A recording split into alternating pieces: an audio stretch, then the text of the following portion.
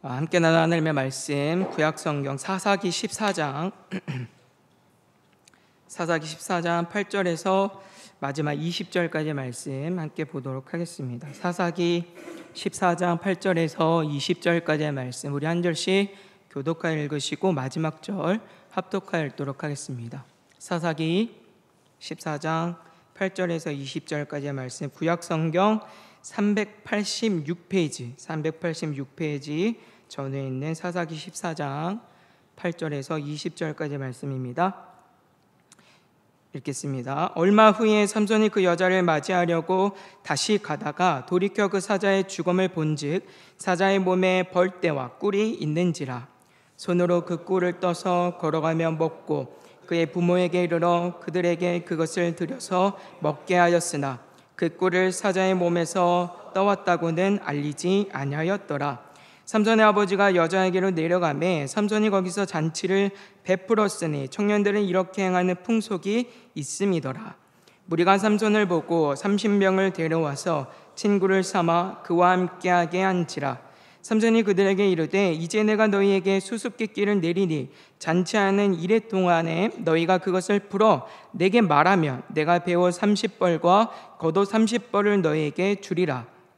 그러나 그것을 능히 내게 말하지 못하면 너희가 내게 배옷 30벌과 겉옷 30벌을 줄지니라 하니 그들이 이르되 내가 수수께끼를 내면 우리가 그것을 들으리라 하매 삼손이 그들에게 이르되 먹는 자에게서 먹는 것이 나왔고 강한 자에게서 단 것이 나왔느니라 하니라. 그들이 사흘이 되도록 수수께끼를 풀지 못하였더라. 일곱째 날에 이르러 그들이 삼손의 아내에게 이르되 너는 내 남편을 깨워 그 수수께끼를 우리에게 알려달라 하라. 그렇지 아니하면 너와 내 아버지의 집을 불살르리라. 너희가 우리의 소유를 빼앗고자 하여 우리를 청한 것이 아니냐? 그렇지 아니하냐 하니 삼손의 아내가 그의 앞에서 울며 이르되 당신이 나를 미워할 뿐이요 사랑하지 아니하는도다. 우리 민족에게 수수께끼를 말하고 그 뜻을 내게 알려주지 아니하도다 하는지라. 삼손이 그에게 이르되 보라 내가 그것을 나의 부모에게도 알려주지 아니하였거든 어찌 그들에게 알게 하리오 하였으나 7일 동안 그들이 잔치할 때 그의 아내가 그 앞에서 울며 그에게 강요하므로 일곱째 날에는 그가 그의 아내에게 수수께끼를 알려주매 그의 아내가 그것을 자기 백성들에게 알려주었더라. 일곱째 날 해 지기 전에 성읍 사람들이 삼손에게 이르되 무엇이 꿀보다 달겠으며 무엇이 사자보다 강하겠느냐 한지라. 삼손이 그들에게 이르되 너희가 내 암송아지로 밭갈지 아니하였더라며 내 수수께끼를 능히 풀지 못하였으리라 하니라. 여호와의 영이 삼손에게 갑자기 임하시매 삼손이 아스글론에 내려가서 그곳 사람 30명을 쳐 죽이고 노략하여 수수께끼 푼 자들에게 옷을 주고 심히 노하여 그의 아버지의 집으로 올라갔고 함께 읽습니다. 삼손의 아내는 삼손의 친구였던 그의 친구에게 준 바 되었더라. 아멘. 이 시간에는 본문 말씀을 중심으로 하나님의 열심히 이루는 인생이라는 제목으로 함께 은혜를 나누겠습니다. 오늘 본문 말씀은 삼손이 딥나에서 반한 여인과 결혼하는 장면들을 우리에게 소개를 해주고 있는데 그 중에서 우리가 주목할 사건이 두 가지가 있습니다. 첫 번째는 삼손이 딥나의 포도원에서 죽인 이 사자의 시체에서 난 꿀을 먹었다라고 하는 점이고요. 그리고 이 꿀을 부모에게도 먹이는데 이 출처가 어디에서 나는지에 대해서는 말하지 않았다라는 점이에요. 그리고 다른 하나는 결혼식에 참석한 자들 중에서 이 30명과 수수께끼 내기를 하는 모습을 성경은 이제 말씀하고 있어요. 성경이 이런 방식을 통하여서 삼손이 완전하게 나시린으로의 삶에 실패하였다라는 점을 우리에게 말씀하고 있습니다. 먼저 8절, 9절의 말씀에서는 삼손이 딥나에서 반한 여인과 호인하러 가는 이 길목에서 딥나 포도원에서 죽인 사자의 시체를 보게 돼요. 그런데 주목할 점은 그 시체 안에 벌떼와 꿀이 있었다라는 점이에요. 도대체 어떻게 이 사자의 주검 안에 꿀이 있게 되었을까? 참 놀라운 일인데 근데 중요한 건 삼손이 그 꿀을 먹었을 뿐만 아니라 그의 부모에게도 주었다라고 성경은 말씀하고 있습니다. 성경은 이러한 삼손의 모습을 통하여서 그가 완전하게 나시린으로서의 삶을 포기했다라는 점을 보여주고 있어요. 실패한 모습입니다. 나시린은 기본적으로 시체를 가까이 하면 안 되죠. 그럼에도 불구하고 그 꿀을 먹기 위한 목적에서 삼손은 이 시체를 가까이 하는 일을 두려워하지 않아요. 하나님이 정하신 규례대로 살아가려 하지 않을 뿐만 아니라 더 중요한 건 하나님이 정하신 규례를 어김으로써 내가 담당해야 되는 하나님의 책망에 대해서도, 하나님의 심판에 대해서도 그는 두려워하지 않습니다. 그러니까 하나님의 말씀을 어기는 일에 대해서 그는 주저함이 없는 거예요. 그리고 무엇보다 삼손은 유혹과 시험 앞에서 자신이 마땅히 지켜야 하는 경건과 거룩을 지키는 일에 관심이 없어요. 싸우지 않습니다. 사자의 시체에 있는 꿀을 먹었다라고 하는 점은 삼손이 얼마나 유혹과 시험 가운데서 연약한가, 그리고 더 나아가서 자신이 나시린이기 때문에 마땅히 지켜야 하는 경건과 거룩이 있음에도 불구하고 그것을 지키기 위한 싸움도 하지 않으려 했다라는 점을 우리에게 분명하게 보여주고 있어요. 우리는 창세기에서 첫사람 아담과 하와가 하나님께 범죄할 때 많은 경우에는 하나님이나 또는 주어진 상황을 탓하고 핑계하는 경우들이 굉장히 많이 있습니다. 그래서 사탄이 뱀을 통하여서 유혹했기 때문에 범죄했다라고 생각하여서 이 넘어짐의 책임을 누구에게 넘기느냐면 사탄 또는 뱀, 이 유혹 자체로 이 죄의 책임을 넘기는 경향들이 있어요. 하나님의 말씀을 어긴 모든 이유와 그 모든 책임을 다른 외부의 환경, 어떤 시험 또는 유혹, 이것으로 다 떠넘기는 거예요. 또 이 부분이 제일 최악인 부분인데, 하나님이 애초에 선악과를 만들지 않으셨다고 한다면 범죄할 일도 있지 않았을 것 아니냐라고 하면서 하나님을 탓하는 경우들도 있습니다. 다시 말해 범죄한 책임을 다 어떤 상황 또는 어떤 누군가에게 다 떠넘기는 거예요. 그런데 여러분 한번 생각을 해보세요. 시험과 유혹이 있다고 해서 다 범죄해야 됩니까? 네? 우리는 시험과 유혹 가운데서 넘어지죠. 실패해요. 그리고 그걸 너무나도 당연하게 자연스럽게 생각하지만 여러분 한번 진지하게 생각을 해보세요. 시험이 있다고, 유혹이 있다고 다 넘어져야 됩니까? 다 실패해야 합니까? 왜 이길 생각은 하지 않으십니까? 물론 시험과 유혹으로 인하여서 아담과 하와가 실패하고 또 넘어진 것은 사실이에요. 그러나 그들은 얼마든지 이 유혹을 이길 수도 있었다라는 점을 우리는 반드시 생각을 해야 합니다. 하나님은 선악과를 절대 먹지 말아라 라고 말씀하셨어요. 그것은 하나님께서 얼마든지 아담과 하와가 선악과를 먹을 수 있다라고 하는 것을 알고 계시다라는 걸 우리에게 말씀하고 있어요. 그러니까 그들에게 시험이 있고 유혹이 있을 것에 대해서 하나님은 이미 경고하신 거예요. 그리고 이 시험과 유혹을 이길 수 있는 방편으로 뭐를 말씀하셨어요? 먹으면 반드시 죽는다라는 경고의 말씀을 통하여서 하나님의 말씀을 어기게 되었을 때, 경건과 거룩을 지키지 않았을 때 주어지는 하나님의 크신 책망과 두려운 심판의 말씀을 통하여서 담대함을 가지고 모든 시험과 모든 유혹을 이길 수 있도록 하나님이 이미 모든 방편들을 마련하셨단 말이에요. 그런데 아담과 하와는 그렇게 하지 않았다라는 점이죠. 아담과 하와는 말 그대로 얼마든지 먹을 수도 있지만 얼마든지 먹지 않을 수도 있었어요. 그러나 그들은 하나님의 말씀을 무시하고 시험과 유혹이 있을 것에 대한 경고를 알았음에도 불구하고 그 유혹과 시험에 넘어가죠. 하나님이 반드시 먹지 말라고 하셨어.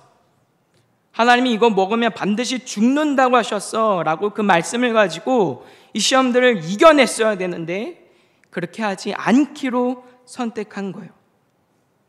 그러니까 이 범죄의 책임은 아담과 하와에게 있습니다. 그들이 실제로 먹은 것도 있지만 그렇게 하기로 결정한 것도 그들 스스로이기 때문이에요. 오늘 삼손이 그런 모습을 보여주고 있어요. 삼손은 하나님 앞에서 나실인으로 구별된 사람이기 때문에 반드시 하나님의 말씀과 법도를 지켜 행함으로써 경건과 거룩을 지켜야만 하는 사람이었어요.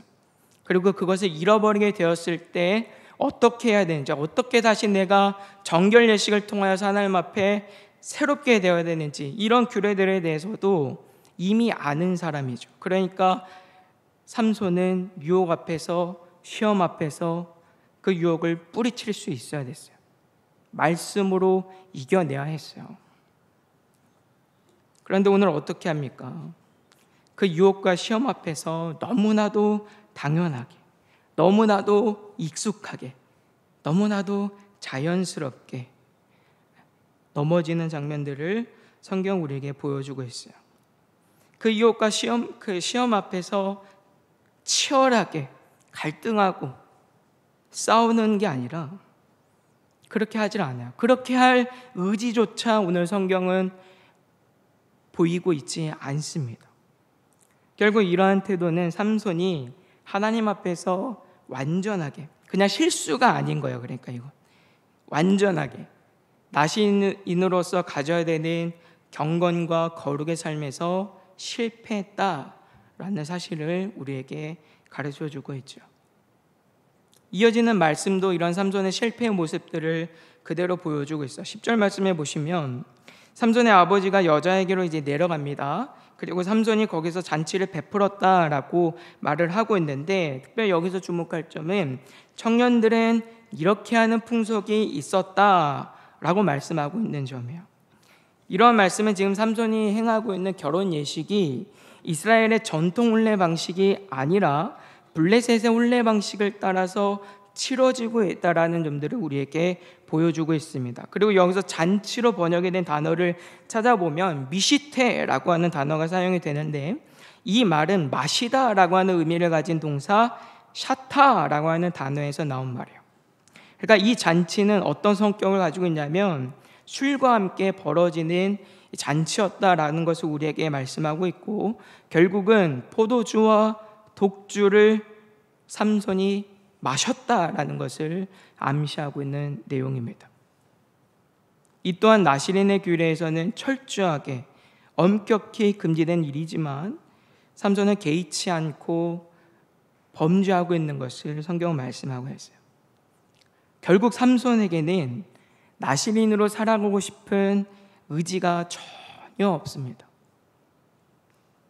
내가 나시린임을 몰라서가 아니에요. 알지만 그렇게 살고 싶지 않은 거예요. 그렇게 살려고 하는 모습, 의지 자체가 없습니다.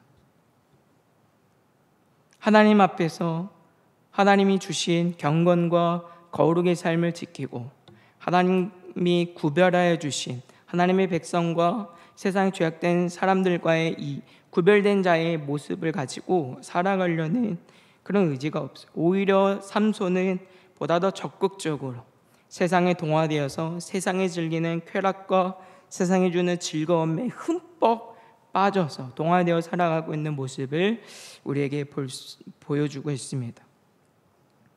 하나님이 하나님의 말씀으로 우리에게 해야 할 것과 하지 말아야 할 것을 말씀하시고 정한 것과 우리에게 부정한 것들을 구별하여 말씀하시는 이유는 하나님의 말씀을 따라서 살아가는 하나님의 백성들은 하나님께 속한 자이기 때문인 거예요.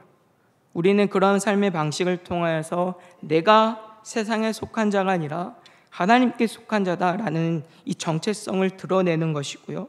또 그렇게 구별된 삶의 모습을 가지고 죄악과 싸우는, 그래서 우리의 경건과 거룩을 지켜내는 삶을 살아가서 그 싸움을 이기도록 하시기 위한 하나님의 방편이고 은혜입니다.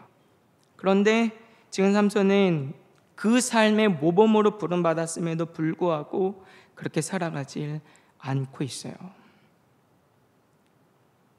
마치 블레셋에 40년을 압제당하면서도 하나님을 찾지 않을 정도로 하나님을 잊은 이스라엘 백성들, 그랬기 때문에 하나님은 삼손을 통하여서 거룩한 삶이 무엇인가를 보이고자 하셨지만, 오히려 삼손은 하나님을 완전히 잊고 살아가는 그 백성들을 대표하는 모습으로 오늘 성경에서는 말씀하고 있습니다. 세상과 구별되지 않아요. 11절부터 이어지는 말씀도 마찬가지입니다. 11절에 보시면 무리가 삼손을 보고 30명을 데려와서 친구를 삼아서 그와 함께 하였다라고 말씀하고 있죠. 삼손은 하나님과 친밀한 관계를, 그리고 경건과 거룩의 삶과 가까이 하는 삶이 아니고요, 세상과 더 친밀하고 그들과 더 우호적인 관계를 가지고 살아가기를 즐거워했음을 우리에게 말씀하고 있어요. 이어지는 수수께끼도 이런 특징들을 잘 보여줍니다. 12절과 13절에 보시면 삼손이 수수께끼를 내는데, 수수께끼를 그냥 내는 게 아니에요. 이건 내기를 합니다. 내기를 하는데 어떤 내기냐, 이 수수께끼를 풀면, 이 블레셋 이 친구들이, 사람들이 수수께끼를 풀면 베옷 30벌과 겉옷 30벌을 삼손이 주기로 해요. 그리고 만약 이들이 풀지 못하면 삼손에게 그들이 베옷 30벌과 겉옷 30벌을 줄 것을 요청하고 있습니다.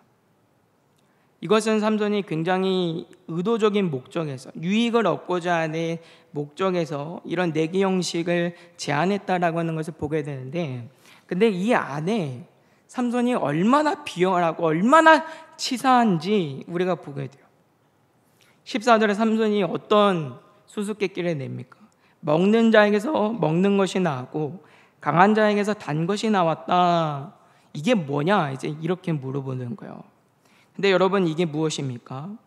이 일은 삼손이 죽은 사자의 시체에서 그 꿀을 먹은 일을 지금 말을 하고 있는 거거든요. 근데 이 일은 누구만 아는 거예요? 하나님만 아시고 삼손 개인만 아는 거죠. 삼손 외에는 사실 아무도 모르는 거예요. 누구에게도 말하지 않은 일이잖아요.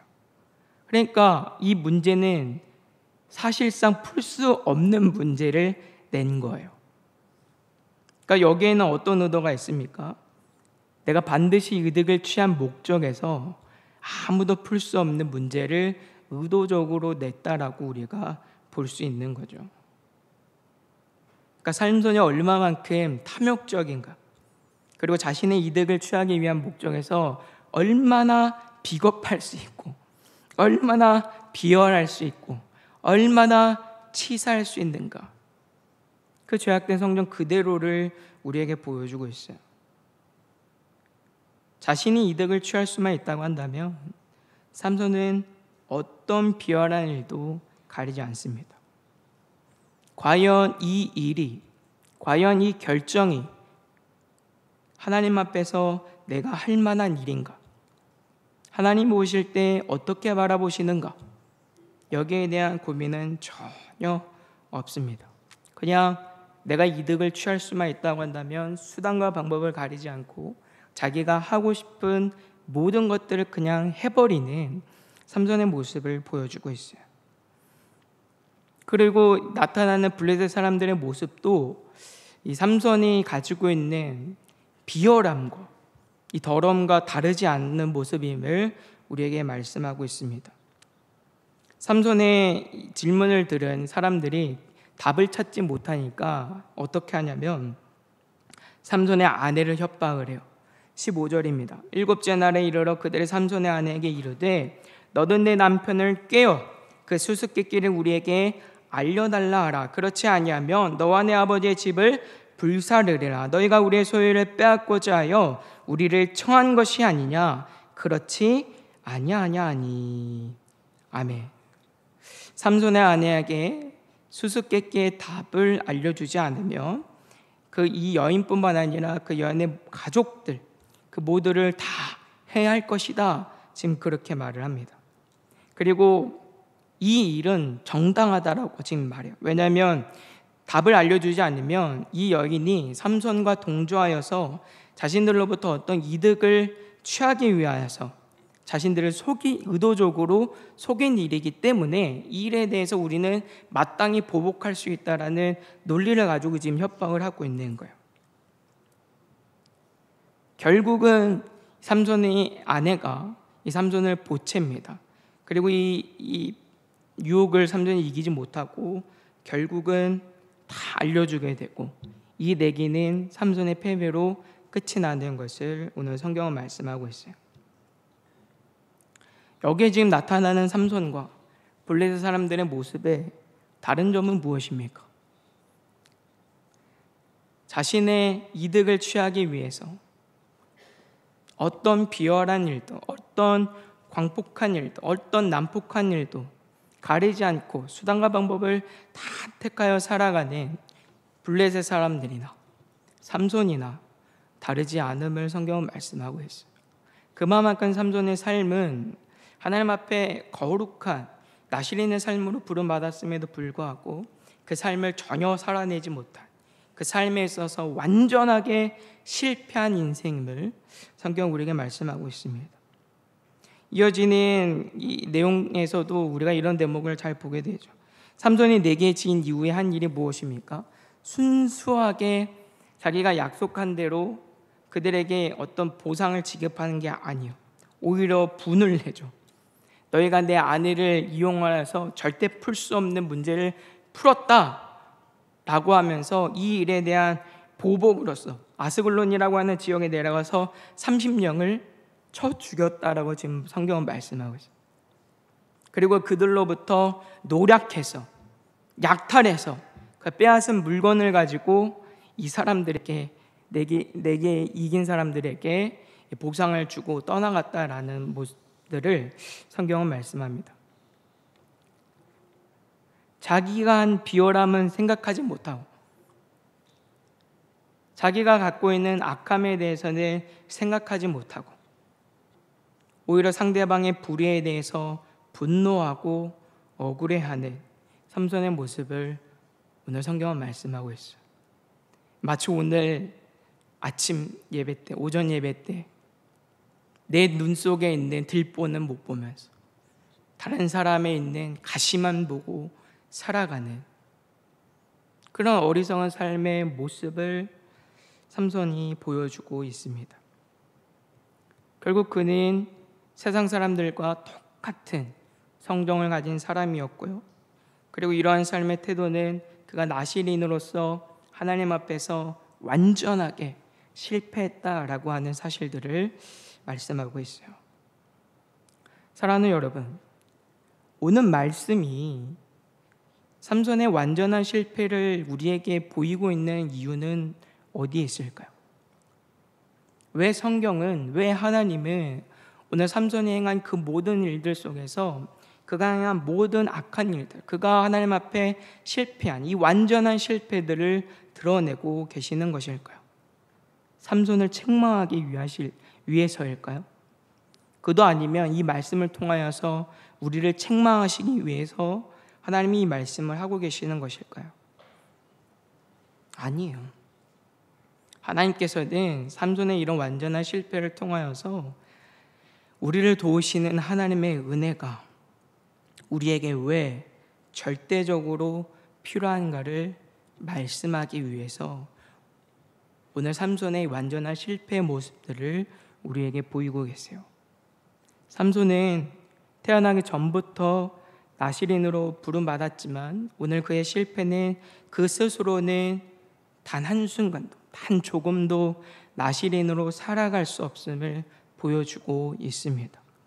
이러한 삼손의 완전한 실패는 결국 왜 우리의 삶에 하나님이 계셔야 하는가를 말씀하고 있는 거예요. 왜 하나님의 은혜가 절대적으로 필요하고 왜 하나님이 우리를 도우셔야 하고 그래서 더 나아가서 하나님만이 왜 우리의 삶에 내 삶의 왕이셔야 하는가를 성경은 말씀하고 있는 거예요. 하나님이 도와주시지 않으면 하나님께서 우리의 왕이 되셔서 우리를 주관하시고 주장하시지 않는다고 한다면 우리는 하나님 앞에 아무리 거룩한 백성으로 부름받아 살아간다 하더라도 단 한순간도, 단 조금도 그 삶을 살아낼 수 없기 때문이에요. 이러한 사실을 또 잘 보여주고 있는 말씀이 19절입니다. 19절에서는 여호와의 영이 삼손에게 갑자기 임하시매라고 말씀하고 있어요. 이 말씀이 상당히 우리를 당황하게 하는 말씀입니다. 사실은 제가 너무 당황했어요. 이 말씀을 준비하면서 18절까지는 잘 끝났어요. 그래, 삼손 못됐구나. 근데 갑자기 19절이 시작하는데 하나님의 영이 그에게 임했다고 말씀하고 있는 거예요. 이상하죠. 삼손이 잘한 건 하나 없는데, 삼손은 무조건 실패했고 완전한 실패였고 하나님 앞에 은혜 받을 게 하나도 없는데, 아니 그런데 오늘 성경은 그런 삼손에게 하나님의 영이 임했단 말이에요. 당황스러운 말씀입니다. 은혜를 받을 만한 자가 아닌데, 하나님이 도우실 만한 자가 아닌데, 그런데 왜 성경과 여호와의 영이 그에게 갑자기 임하였다라고 말씀하고 있을까? 삼손의 인생이 실패했기 때문에 하나님이 필요하다라고 하는 사실들을 우리에게 말씀하고 계시는 거예요. 삼손은 실패하더라도 하나님은 그 실패를 통해서도 얼마든지 하나님이 목적하시는 뜻과 계획을 이루신다라는 사실입니다. 삼손의 실패마저도 하나님의 뜻을 단 조금도 뒤로 물르거나 포기하게 만들지 못해요. 삼손이 아무리 하나님 앞에 악하고 아무리 불의하고 하나님 앞에서 얼마든지 넘어지는 존재라 하더라도, 하나님의 뜻에 맞지 않는 모습으로 살아간다 하더라도 그것이 하나님의 뜻을 이루는 일에 조금도 방해가 되지 않더라. 하나님은 오히려 그런 연약함, 그런 부족함, 그런 실패를 통해서도 왜 우리의 삶에 하나님이 필요한가를 말씀하시고, 또 그러한 실패를 통해서도 하나님이 목적하신 뜻을 이루시는 분이다라는 사실을 우리에게 말씀하고 계시는 거예요. 그래서 오늘 말씀이 끝날 때 내용을 잘 보시면요, 삼손이 아스글론에 가서 30명을 쳐 죽인 일이 왜 있게 되는지를 우리가 알게 되는 거예요. 삼손은 나시린의 삶으로 살아가질 않고요, 더 나아가서 하나님께서 그를 통하여서 블레셋이라고 하는 사람들과 대적하여 이스라엘을 구원하시겠다라고 하는 그 뜻에 대해서도 알지 못하고 외면하고 살아갑니다. 그런데 하나님은 어떻게 하시느냐면, 이렇게 완전하게 실패하는 삼손의 인생을 통하여서 블레셋과 갈등하는 구도를 만들어 가시고요, 결국 이런 대립 구도를 통하여서 삼손이 블레셋과 싸우지 않을 수 없는 그 역사의 현장으로 이끌어 가시더라는 거예요. 결국 이런 방식을 통하여서 하나님은 블레셋의 압제로부터 이스라엘을 구원하시겠다라고 하는, 하나님이 삼손에게 뜻하신 그 뜻을 이루어 가시는 것을 성경 우리에게 말씀하고 있습니다. 결국은 우리는 하나님 앞에 불의하고 우리가 하나님 앞에 불성실한다 하더라도 하나님은 그러한 우리의 부족함, 우리의 불의함 속에서도 하나님의 신실하심과 하나님의 성실하심으로 말씀하시고 뜻하신 모든 것을 이루고 계시는 것을 성경은 우리에게 말씀하고 있어요. 결국 우리의 삶은 하나님이 이루시고 하나님이 완성하시는 인생임을 성경은 말씀하고 있습니다. 이사야는 이렇게 증거해요. 이사야 9장 6절과 7절입니다. 이는 한 아기가 우리에게 낳고 한 아들을 우리에게 주신 바 되었는데 그의 어깨에는 정사를 메었고 그의 이름은 기묘자라 모사라 전능하신 하나님이라 영존하시는 아버지라 평강의 왕이라 할 것임이라. 그 정사와 평강의 더함이 무궁하며 또 다윗의 왕자와 그의 나라에 군림하여 그 나라를 굳게 세우고 지금 이후로 영원히 정의와 공의로 그것을 보존하실 것이라. 만군의 여호와의 열심히 이를 이루시리라. 아멘. 이사야 37장 31절 32절입니다. 유다 족속 중에 피하여 남은 자는 다시 아래로 뿌리를 받고 위로 열매를 맺으리니 이는 남은 자가 예루살렘에서 나오며 피하는 자가 시온산에서 나올 것임이라. 만군의 여호와의 열심히 이를 이루시리라. 아멘.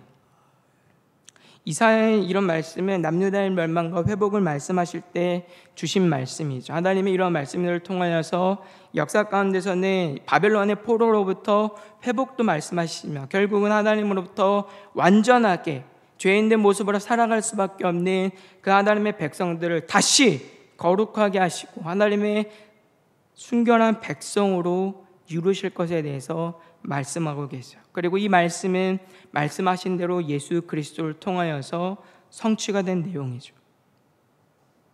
근데 이 일을 누가 계획하고 누가 이루시는 거예요? 우리가 하는 건 하나도 없는 거예요. 하나님이 이루시더라. 우리가 잘해야만 하나님의 뜻을 이루시는 게 아니라고요. 우리가 믿음이 좋을 때만 하나님이 우리를 통하여 역사하시는 게 아니라고요. 하나님은 우리가 믿음이 연약하고 고민하고 갈등하고 시험과 유혹 속에서 그것을 이기지 못하고 견디지 못하고 넘어가는 그 순간에라도 여전히 우리를 붙드시고 우리의 삶에 두신 하나님의 뜻을 성실하게 이뤄가시는 분임을 말씀하고 있는 거예요. 삼손은 실패한 인생이 틀림없습니다. 그는 부족하고 허물이 많은 인생이에요. 그러나 우리가 그의 인생을 바라보며 낙심하지 않을 수 있는 것은, 오히려 소망이 있는 것은 무엇입니까? 그는 실패해도 하나님은 실패하지 않으셨기 때문에 하나님의 열심이 결국은 그 삼손의 삶을 빚으셔서 하나님이 목적하신 그 목적지까지 그를 이끌어 가셨기 때문에 거기에 우리의 소망이 있는 거예요. 삼손은 의도하지 않았지만 하나님이 이루고자 하시는 뜻을 이루는 방편으로서 그의 연약함과 그의 완전한 실패마저도 사용하시는 것을 오늘 성경은 말씀하고 있어요. 그리고 마침내 우리는 삼손이 하나님 앞에서 맡겨진 사명을 감당하고 최후를 맞이하게 되는 장면을 보게 됩니다.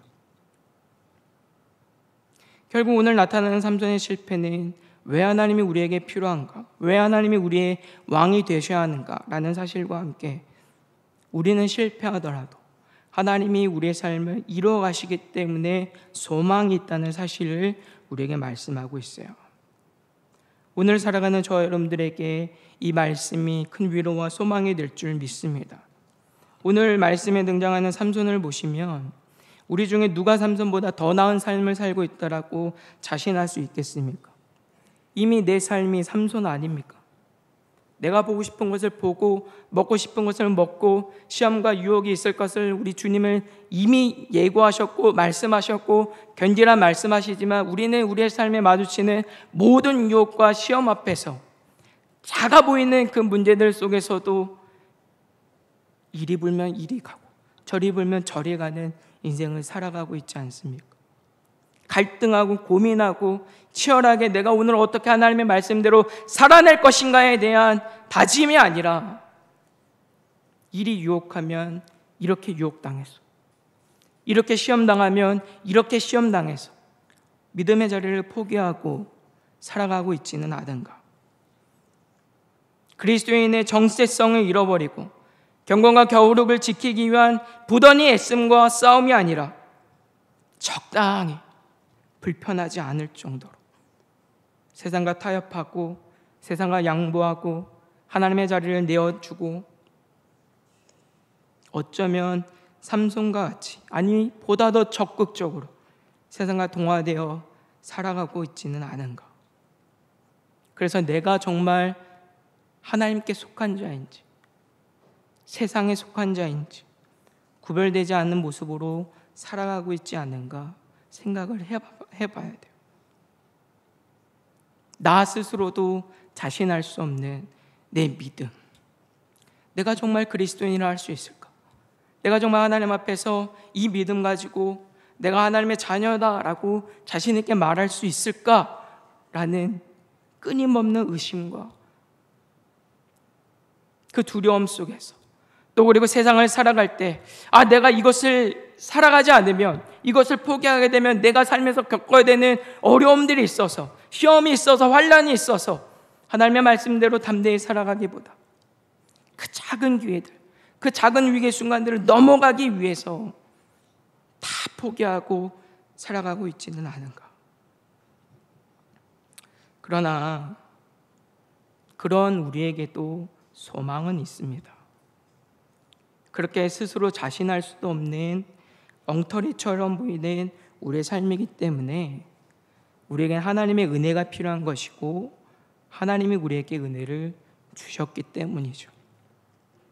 엉망진창인 우리의 삶에, 엉터리 같은 우리의 삶에 주님이 찾아오셨습니다. 말씀하시고 가르치시면서 우리가 갈 길을 보이십니다. 오늘 넘어지고 오늘 또 연약하고 오늘 또 세상 앞에서 믿음으로 살아가기를 두려워하는 우리를 격려하시고 위로하시고 그 연약함도 하나님이 쓰신다라고 하는 이 놀라운 사실을 통하여서 실패를 두려워할 것이 아니라 오늘 주어지는 그 삶의 연장을 하나님의 말씀을 살아내는 삶의 자리가 될 수 있도록 오늘도 우리를 이끌어가고 계세요. 우리의 삶을 아주 작아 보이는 그 완전한 실패도 하나님의 뜻을 이루는 하나님의 방편으로 하나님을 사용하고 계시다라는 말이에요. 그렇기 때문에 이 은혜를 받은 자라서 우리가 해야 할 일이 있다고 한다면 세상을 두려워하지 않고 세상 속에서도 그리스도인들의 삶을 어떻게든 살아내기 위해서 힘쓰는 저와 여러분들이 되어야 합니다. 우리는 수도 없이 많은 세상의 유혹과 시험들을 마주하며 살아갑니다. 어떤 시험이 어떤 유혹이 우리를 찾아올지 우리는 알 수 없어요. 매 순간순간들이 다 시험거리고 다 유혹이고 다 우리를 염려하고 두렵게 만드는 일들이에요. 그리고 대부분의 순간은 다 타협하고 다 넘어지고 그렇게 살아갈 때가 많아요. 그렇다 하더라도 우리는 끝까지 이 믿음의 싸움을 포기하는 자들이 되어서는 안 됩니다. 결국은 하나님이 이루시기 때문에. 그래서 우리의 삶의 모든 순간과 여정들이 하나님이 뜻하신 바를 이루는 방편이 될 수 있도록 우리는 기꺼이 우리의 삶을 하나님께 내어 맡겨드리는 삶이 되어야 되는 거예요. 사랑하는 성도 여러분, 오늘 우리는 삼손의 완전한 실패 가운데서 하나님의 뜻을 여전히 이루어 가시는 성실하신 그리고 신실하신 하나님의 놀라운 은혜를 보게 됩니다. 우리는 실패하기 때문에 하나님의 은혜가 필요한 것이고요. 또 실패하기 때문에 하나님께서 오늘도 우리의 삶을 이뤄가고 계심을 기억할 수 있기를 주님의 이름으로 부탁을 드립니다. 그래서 한 주 동안 특별히 살아가실 때 어떤 시험 앞에서도 유혹 앞에서도 낙심하지 마시고 두려워하지 마시고 적당히 타협하면서 맛보면서 살아가는 게 아니라 믿음으로 한번 부딪혀 볼 수 있는 복된 은혜가 있게 되기를 주님의 이름으로 부탁을 드립니다. 그리고 보세요. 하나님이 그 삶을 어떻게 도우시는가, 어떻게 채우시는가.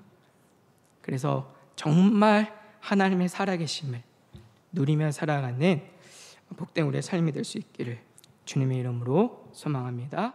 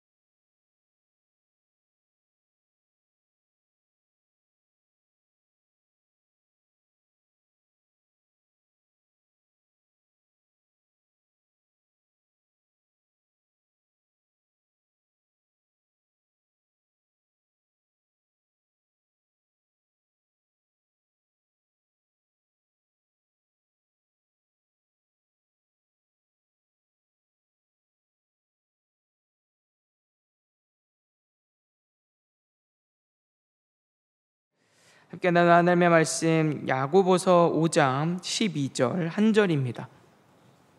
야고보서 5장 12절 한 절 말씀 우리 한 목소리로 합독하도록 하겠습니다. 야고보서 5장 12절 신약성경 377페이지에 있는 야고보서 5장 12절 한 절 말씀 우리 한 목소리로 합독하도록 하겠습니다.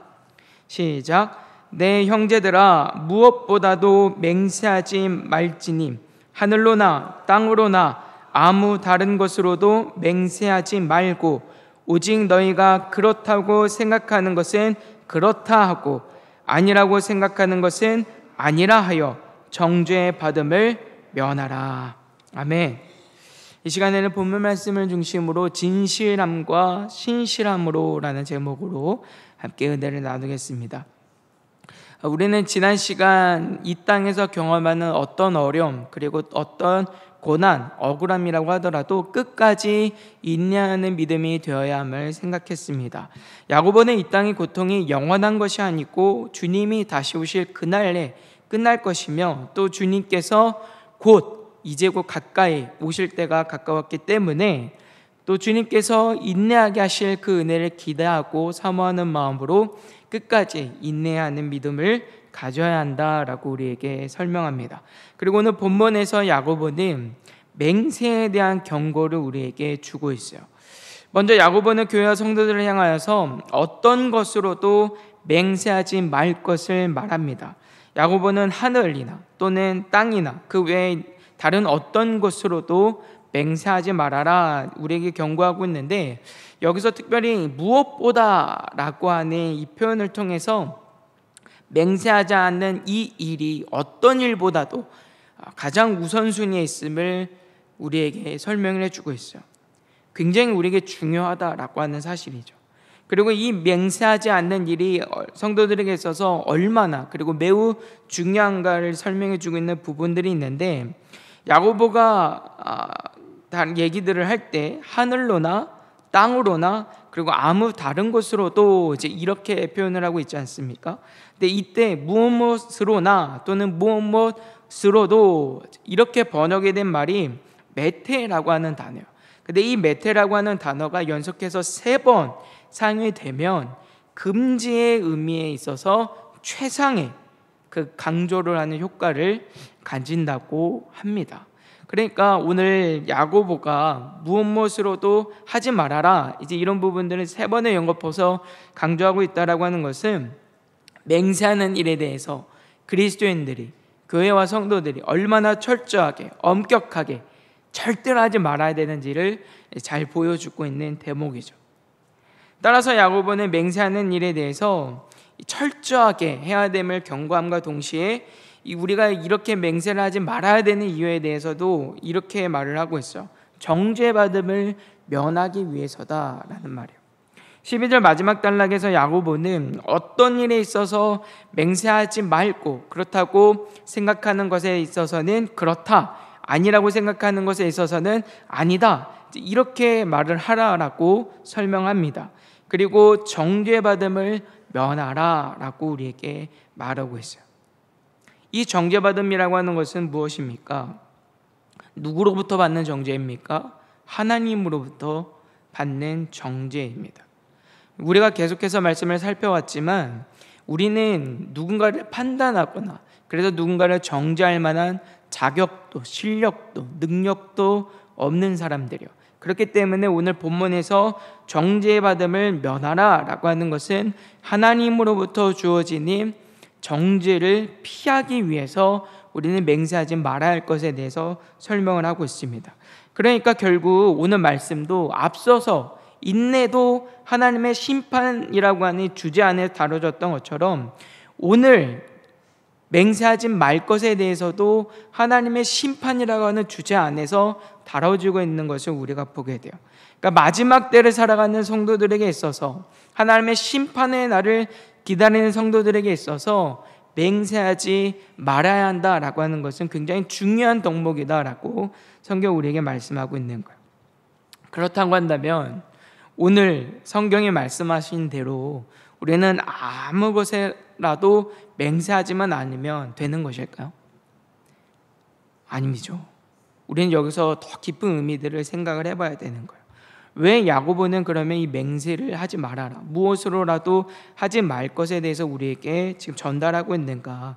그 의도는 무엇인가를 생각할 수 있어야 한다라고 하는 거예요. 단순하게 우리가 하나님이든 또는 하늘에 어떤 것이든 무엇이든 간에 그것을 걸고 맹세하지만 않으면 된다, 이 정도의 의미가 아니라 여기에는 더 깊은 의미가 있다는 말이에요.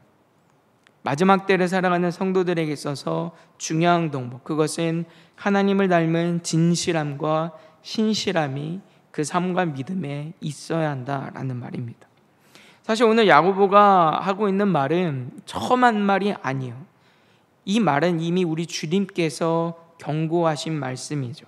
마태복음 5장 33절과 37절 말씀은 이렇게 말씀해요. 또 옛사람에게 말한 바 헛 맹세를 하지 말고 내 맹세한 것을 주께 지키라 하였다는 것을 너희가 들었으나 나는 너희에게 이르노니 도무지 맹세하지 말지니 하늘로도 하지 말라 이는 하나님의 보좌임이요 땅으로도 하지 말라 이는 하나님의 발등상이며 예루살렘으로도 하지 말라 이는 큰 임금의 성임이요 내 머리로도 하지 말라 이는 내가 한 터럭도 희고 검게 할 수 없음이라. 오직 너희 말은 옳다 옳다 아니라 아니라 하라. 이에서 지나는 것은 악으로부터 나느니라. 아멘. 우리 주님께서 이미 헛된 맹세에 대해서 금지하셨어요. 그러니까 야고보는 그 부분에 대해서 다시 교회와 성도들을 향해서 권면하고 있는 것인데, 그건 이 교회 안에 예수님이 분명 금지하신 맹세하는 일들이, 헛된 맹세들이 많았기 때문인 거예요. 그러면 우리는 생각을 해봐야 됩니다. 왜 예수님은 우리에게 헛된 맹세를 금지하고 계시는 것일까? 그냥 맹세만 하지 않으면 되는 것일까? 그게 아니라는 거예요. 성경은 우리가 어떤 일에 관해서 맹세할 때 그 자체를 금지하지 않습니다. 우리가 사사기에서도 이제 나시린의 귀를 잠깐 살폈지만, 성경은 하나님께 맹세하거나 또는 우리가 하나님께 무언가를 서원하는 일과 관련해서 우리가 어떻게 해야 되는지에 대해서 자세하게 가르쳐주고 있는 것을 볼 수 있어요. 그리고 이런 부분들은 성경 곳곳에서도 나타납니다. 서약하는 일들, 맹세하고 있는 일들이 성경 곳곳에 등장을 하는 거예요. 창세기 21장 말씀해 보시면 블레셋의 통치자 아비멜렉의 종들이 아브라함이 판 우물을 빼앗는 일과 관련해서 시비가 벌어지는 일들이 있는데, 이때 아브라함은 자신이 그 우물을 팠다라고 하는 것을 증거하기 위한 목적에서 맹세하는 장면이 나타나고 있어요. 창세기 24장 2절과 4절까지의 말씀에서도 아브라함이 자신의 종에게 이삭의 아내를 구하는 일과 관련하여서 가나안 족속에 있는 여인이 아니라 이스라엘에 속한 여인을 이삭의 아내로 택할 것을 약속하라, 나에게 맹세하라 라고 요청하는 장면이 나타나고 있습니다. 그 여호수아 2장에서도 이스라엘의 두 정탐꾼들이 라합을 상대로 서로 언약하고 또 맹세하는 장면들을 성경이 우리에게 말씀하고 있어요. 그리고 가장 중요하게는 우리 하나님께서도 우리에게 약속하시고 맹세하시죠. 하나님은 아브라함의 큰 민족을 이룰 것에 대해서 약속하셨을 뿐만 아니라 그 일을 반드시 이룰 것에 대한 보증, 확증, 증거도 주세요. 우리에게 하나님이 맹세하신다고요. 내가 반드시 그렇게 할 것이다 라고 하는 그 약속에 대한, 선언에 대한 맹세를 하신단 말이에요. 그것이 틀림없다라고 하는 사실들을 우리에게 보여줍니다. 아브라함에게만 그런 것이 아니라 오늘 이 땅을 살아가는, 하나님의 말씀 안에서 하나님의 약속을 받는 우리 모두에게 동일하게 하나님이 그렇게 약속하고 계세요.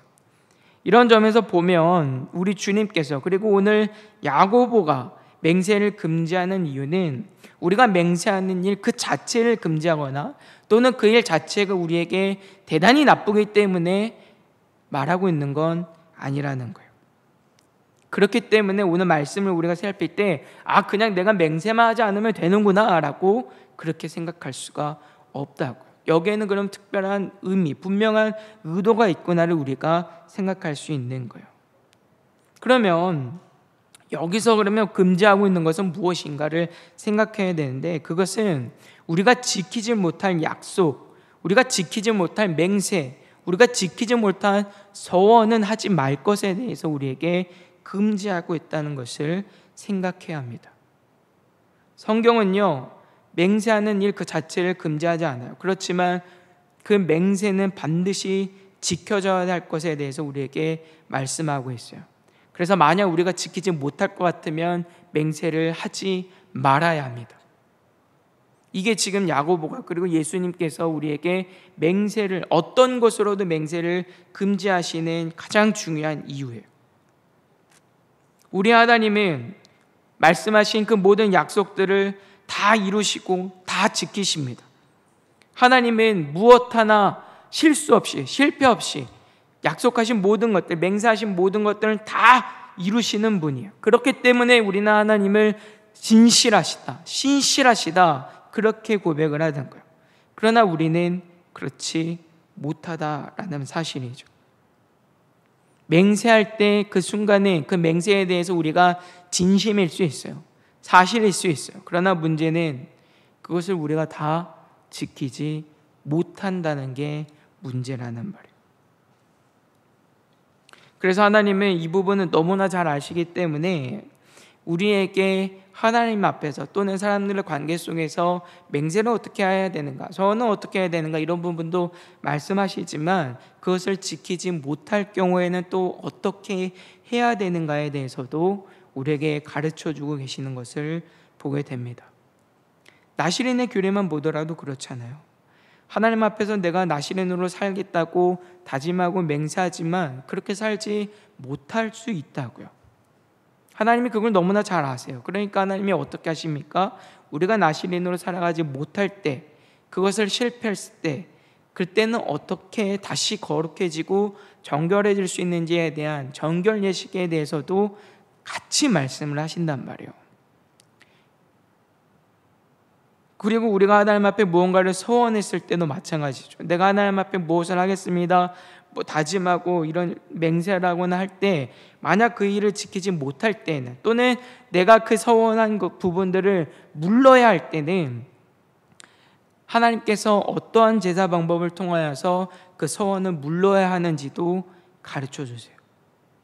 하나님은 그런 방식을 통하여서 내가 비록 하나님 앞에 서원한 내용을 다 지키지 못했지만, 그러나 그 지키지 못한 부분에 대해서 하나님이 말씀하시는 규례대로, 정결 예식대로 제사를 드리고 그 예법을 따라 행함을 통하여서 하나님 앞에 내가 서원한 그 내용을 이룬 것처럼 하나님이 인정을 해주신다라고 하는 거예요.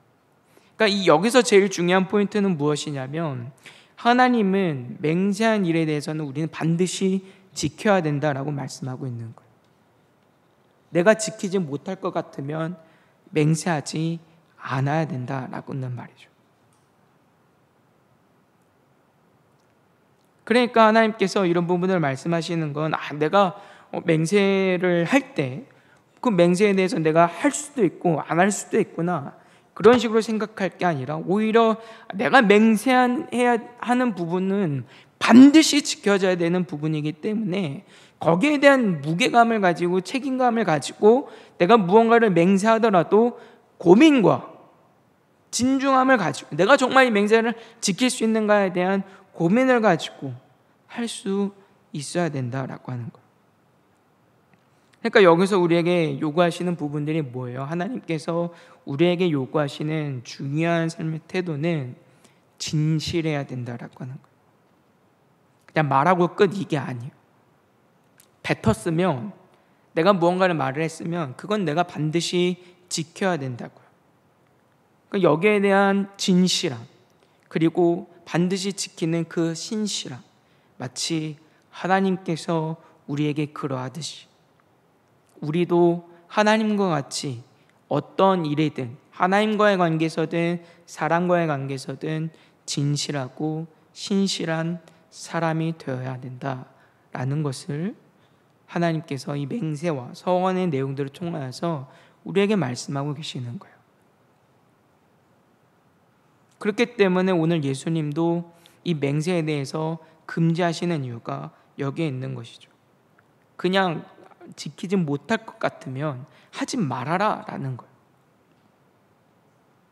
우리의 삶에 진실함과 신실함을 요구하고 계세요. 오늘 야고보도 마찬가지인 거예요. 마지막 때를 살아가는 성도들이 가져야 되는 중요한 삶의 자세가 있다고 한다면 하나님 앞에서도 그리고 사람들 앞에서도 진실함과 신실함이 있어야 된다라는 말입니다. 하나님은 우리에게 어떤 말씀과 어떤 약속을 하실 때 허투루 하지 않으세요. 그리고 하신 말씀과 그 약속은 반드시 지키시는 분이십니다.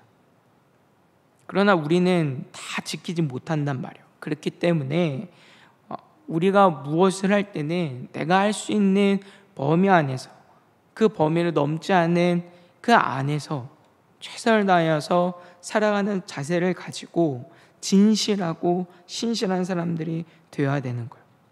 여러분, 우리가 왜 맹세를 하고 왜 서약을 합니까?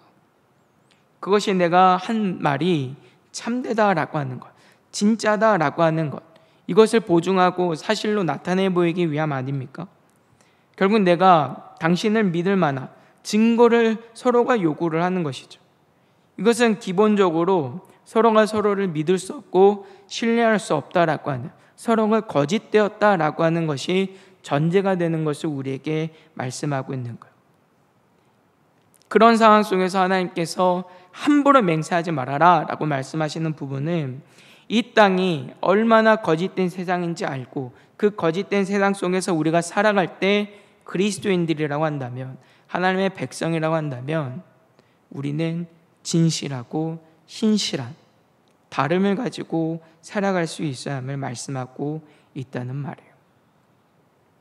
하나님은 우리가 거짓되고 악하고 불의한 이 세상 속에서 하나님의 백성으로서 참되고 진실되고 신실한 사람들로 하나님을 닮은 하나님의 백성으로 살기를 원하신다는 말입니다.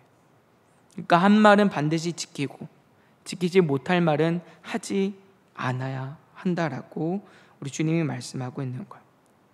그러나 예수님 당시에 하나님의 백성을 자처하는 유대인들은 그렇게 하지 않았어요. 그들은 여전히 거짓되고 여전히 불의함 속에 살아갑니다. 예수님께서 살아가실 때 말씀을 이제 보면 이 사람들은 하나님의 말씀이 무엇을 가르치는지, 무엇을 요구하시는지에 대해서 생각도 하지 않고 그냥 하나님의 이름으로만 맹세하지 않으면 우리가 지키지 않아도 된다라고 여기고 함부로 말하고 또 뱉은 말은 지키지도 않고 그렇게 스스로를 거짓된 사람들로 살아가는 모습들을 보여주고 있어요. 그래서 마태복음 5장 33절 말씀해 보시면 옛 사람에게 말한 바 헛 맹세를 하지 말고 내 맹세한 것을 주께 지키라 하였다, 이렇게 말씀하고 있는데, 여기서 옛 사람에게 말한 바라고 하는 것은 구약의 율법을 이야기하는 게 아니에요. 유대의 랍비들, 바리새인과 서기관들, 그리고 유대인들이 가지고 있었던 그 전통을 따라서 가르쳐진 내용을 의미하는데, 그 가르침 가운데 이 사람들이 무엇을 얘기했냐면 하나님의 이름으로만 우리가 맹세하지 않으면 우리가 다른 무엇으로도 맹세한 부분들은 얼마든지 지키지 않아도 되는 것처럼 그렇게 얘기했다라고 하는 거예요. 순간에는 내가 진짜다라고 하는 것을, 내가 참되다라고 하는 것을 보이기 위해서, 그리고 나의 거짓됨을 속이기 위해서 뭔가를 가지고 맹세를 하지만 그러나 그것을 지키질 않는 거예요. 하나님의 이름으로만 하지 않으면 크게 문제가 되지 않는다고 여겼다라고 하는 것이죠. 그러니까 이 사람들이 다른 것을 가지고 맹세를 하기 시작을 하는 거예요. 예수님이 괜히 하늘로나 땅으로나 다른 무엇으로나 맹세하지 말아라 이렇게 말씀하시는 게 이 사람들이 우상 숭배를 하거나 그런 의미가 아니에요. 하나님의 이름으로만 맹세하지 않으면 된다고 여기고 자신의 진실을 보이기 위해서 헛된 것으로 자꾸 맹세를 하고, 그러나 그것을 지키지 않음으로 인해서 결국 스스로가 거짓됨을 드러내는 그런 일들이 계속 반복되고 있었기 때문에 우리 주님께서 이 부분들을 금지하고 계셨다라고 하는 거예요. 얼마나 이 사람들이 맹세에 대해서 그 중요성을 간과하게 여기고 하나님의 백성으로서 가져야 되는 진실함과 신실함에 대해서는 생각하지도 못하면서 경고망동하게 했는지를 성경이 우리에게 그대로 말씀하고 있죠. 그래서 우리 주님이 이런 헛된 맹세들을 다 금지시키시는 거예요. 그리고 주님께서는 큰 경고의 말씀으로 이 사람들을 책망하십니다. 마태복음 23장 16절과 22절까지의 말씀에 보면 이렇게 말씀해요. 화 있을진저 눈먼 인도자여, 너희가 말하되 누구든지 성전으로 맹세하면 아무 일 없거니와 성전의 금으로 맹세하면 지킬지라 하는도다. 어리석은 맹인들이여, 어느 것이 크냐, 그 금이냐, 그 금을 거룩하게 하는 성전이냐. 너희가 또 이르되 누구든지 제단으로 맹세하면 아무 일 없거니와 그 위에 있는 예물로 맹세하면 지킬지라 하는도다. 맹인들이여, 어느 것이 크냐, 그 예물이냐, 그 예물을 거룩하게 하는 제단이냐. 그러므로 제단으로 맹세하는 자는 제단과 그 위에 있는 모든 것으로 맹세하며, 또 성전으로 맹세하는 자는 성전과 그 안에 계신 이로 맹세하며, 또 하늘로 맹세하는 자는 하나님의 보좌와 그 위에 앉으신 이로 맹세함이니라. 아멘. 유대 종교 지도자들이 이런 식으로 얘기를 하는 거예요. 성전의 금으로 맹세를 하고 제단 위의 예물로 맹세하면 그건 반드시 지켜야 된다라고 말하죠. 이거 왜냐하면 성전에 있는 금, 그리고 제단 위에 있는 예물은 하나님께 드려진 것이기 때문에 그건 하나님의 것이잖아요. 그러니까 그걸 가지고 맹세하면 나는 하나님의 이름으로 맹세한 거기 때문에 그건 반드시 지켜야 된다라고 얘기하고 있는 거예요. 그런데 성전은 괜찮다라고 말해요. 제단으로 맹세하는 건 괜찮다라고 말하고, 그건 하나님의 이름이 아니니까. 자꾸 이런 식으로 하나님 앞에서 진실함과 신실함에 대해서는 생각하지 못하고 헛된 거짓으로 자신들을 포장하고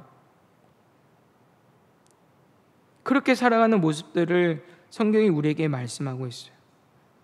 여기에 대해서 우리 주님이 뭐라고 말씀하십니까? 하나님 다 아시고 하나님 다 들으신다라고 얘기하고 있는 거예요. 우리가 무엇으로 맹세하건 무엇은 말을 하든지 간에 그건 하나님이 다 들으시고 다 아신다. 그렇기 때문에 그건 반드시 지켜야 할 일들이지 없는 듯이 여길 것이 아니다라고 말씀하고 있는 거예요. 그리고 그 우리가 뱉은 말, 우리가 맹세한 말, 그 말씀에 대해서는 하나님이 들으셨기 때문에 그것이 참되다라고 하는 것을 지금 누가 보증하시느냐? 하나님이 보증하신다. 그래서 우리가 만약 그것을 지키지 않는다고 한다면 우리는 하나님을 거짓말하는 하나님으로 만드는 것이기 때문에 거기에 대해서는 우리가 하나님이 심판을 피할 길이 없다라고 우리 주님이 경고하고 계시는 거예요. 이 일은 하나님의 이름을 망령되이 일컫지 말아라 라고 하는 말씀에서 우리 하나님이 이미 금지하고 계신 내용이에요. 하나님은 거룩하시고 신실하시고 진실하신 하나님이시기 때문에 우리는 그 이름을 함부로 거짓되게 말할 수 없어요. 그렇기 때문에 그 하나님 앞에서 살아가는 우리의 삶이 진실되고 신실하지 않는다고 한다면 우리의 믿음은 참된 믿음이라 할 수가 없다는 거예요. 그러니까 우리의 믿음과 우리의 삶이 분리가 될 수가 없는 이유가 여기에 있는 거예요. 교회 생활과 가정 안에서의 내 믿음과 내 삶의 태도가 다르다? 그게 어떻게 믿음일 수 있겠느냐? 하나님은 교회에도 계시고 우리 가정에도 계시는데, 하나님은 교회 안에서도 나를 보시고 가정 안에서도 우리의 삶의 자리에서 다 보고 들으시는데 어떻게 그 삶을 분리하면서 나는 하나님의 백성이고 나는 하나님의 자녀라고 말할 수 있느냐? 그럴 수 없다라고 지금 얘기를 하고 있는 거예요. 그렇기 때문에 오늘 하나님의 백성들에게 요구가 되는 제일 중요한 삶의 태도는 진실함과 신실함이 있어야 된다라고 오늘 야고보는 우리에게 권면하고 있습니다. 저는 우리 주님께서는 헛되고 거짓된 맹세를 금지시키심으로써 하나님의 백성들이 이 거짓된 땅에서 진실하고 신실한 거룩한 믿음의 백성으로 살기를 요구하고 계세요. 그리고 오늘 야고보도 초대교회 그리고 이 말씀을 듣는 저와 여러분들에게 똑같이 동일한 권면을 하고 있는 거예요. 그래서 야고보가 뭐라 얘기합니까? 어떤 일이든지 그렇다 그러면 그렇다고 얘기하고 아니면 아니다라고 단순하게 솔직하게 정직하게 그렇게 살아가라라고 우리에게 말씀하고 있는 거예요. 내가 이래놓고 아닌 척 이리저리 변명하고 핑계하고 감추고 숨기고 그렇게 하지 말라라고 하는 거예요. 하나님 앞에 내가 하나님의 백성이다 라고 하면 자신 있는 말이 있으면 다짐한 부분들이 있으면 그냥 내가 잊어먹고 할 게 아니라 내가 그렇게 충실하게 하나님 앞에서 다짐한 내용들을 살아내기 위한 애씀과 몸부림도 우리에게 필요하다라고 지금 말씀하고 있다는 말이에요. 특별히 오늘 이런 말씀 가운데 우리가 더 중요하게 생각해야 할 부분이 있는데 우리 주님께서 이런 말씀들을 통해서 우리를 어느 정도의 수준까지 진실함과 신실한 사람으로 살아가기를 원하시는지를 생각을 해야 됩니다. 우리의 주님은 맹세를 금지함과 동시에 그 금지를 통하여서 우리가 다른 어떤 맹세도 필요로 하지 않을 만큼 이미 그 자체로 진실함과 신실함을 드러낼 수 있는 사람들로 살아갈 것을 우리에게 말씀하고 있는 거예요.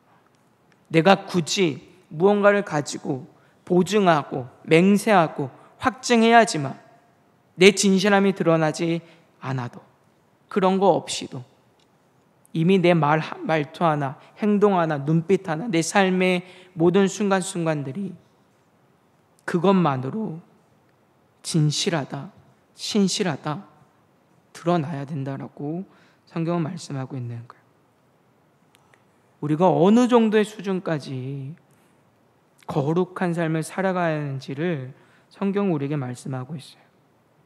성경은 이런 방식을 통하여서 비록 세상은 불의하고 우리가 마주하며 살아가는 사람들과 그 관계들을 거짓됐다 하더라도 그 속에서 우리도 거짓되고 우리도 불의하며 살아갈 것이 아니라 진실함과 신실함이라고 하는 다름, 구별된 그 거룩을 가지고 주님이 오실 그날을 기다리며 마지막 때를 살아가는 성도들이 되어야 함을 야고보는 전달하고 있습니다.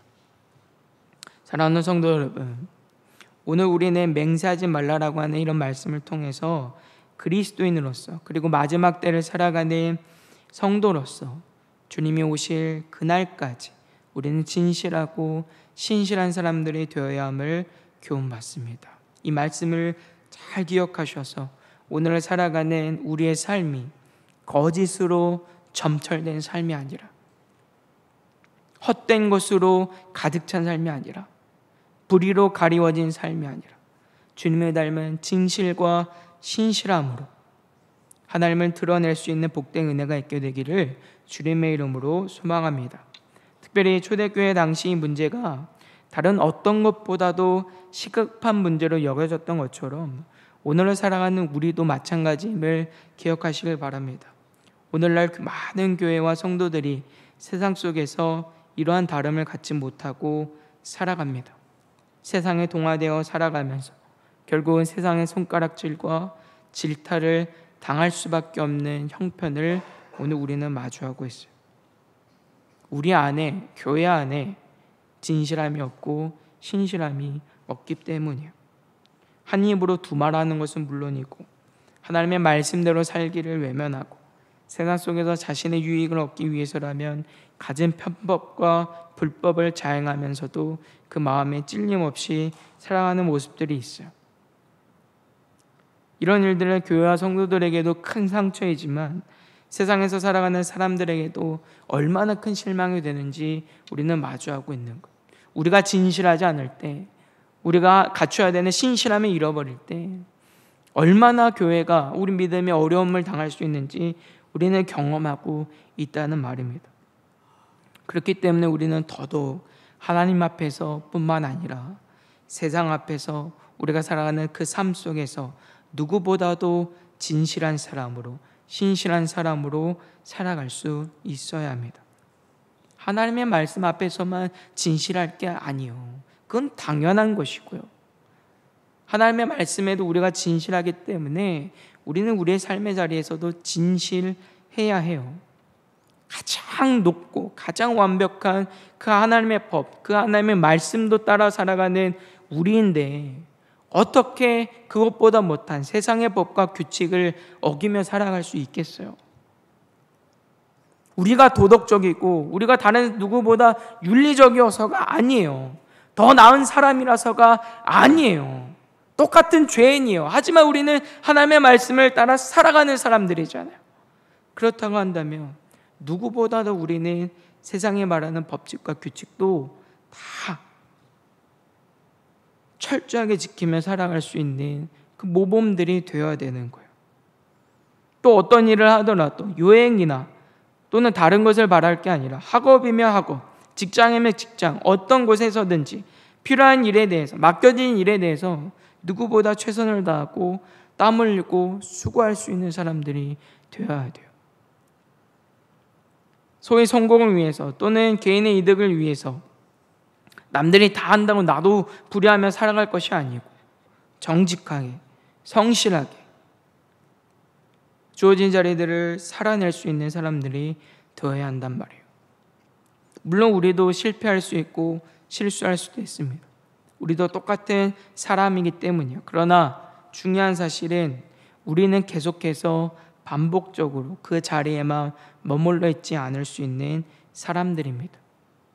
우리는 얼마든지 하나님이 주신 기회 속에서 진실할 수 있고 신실할 수 있는 사람들이에요. 이 사실을 기억하시고 늘 날마다 우리의 삶과 우리의 언행이, 우리의 생각이 하나님과 같이 진실할 수 있기를, 신실할 수 있기를 주님의 이름으로 부탁을 드립니다. 그래서 복음과 교회가 또 하나님이 세상의 손가락질과 많은 오해를 당하고 있는 이 시대 속에서 하나님의 말씀이 진실로 참되고 믿을만하고 가장 아름다운 것임을 우리의 삶을 통하여 증거할 수 있는 복된 은혜가 있게 되기를 주님의 이름으로 부탁을 드립니다.